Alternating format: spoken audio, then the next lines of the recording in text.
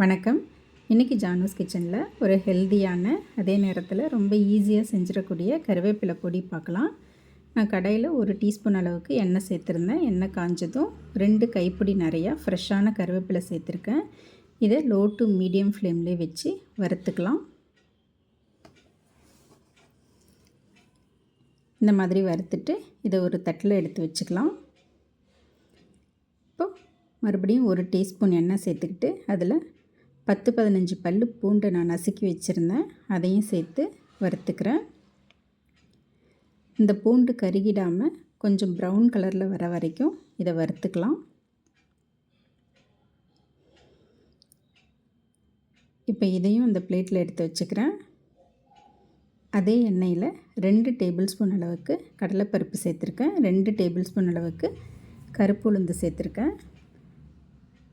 இது ரெண்டையும் கருகிடாமல் நல்லா செவக்கிற மாதிரி வறுத்துக்கலாம். இந்த மாதிரி. இப்போ இது கூட காரத்துக்கு தகுந்த மாதிரி வரமிளகாய் சேர்த்து அதையும் ஒரு நிமிஷத்துக்கு அந்த எண்ணெயிலே வறுத்து விட்டுக்கலாம். இப்போ இந்த மாதிரி வறுத்த பிறகு இதில் 1 டீஸ்பூன் அளவுக்கு பெருங்காயத்தூள் சேர்த்துக்கலாம்.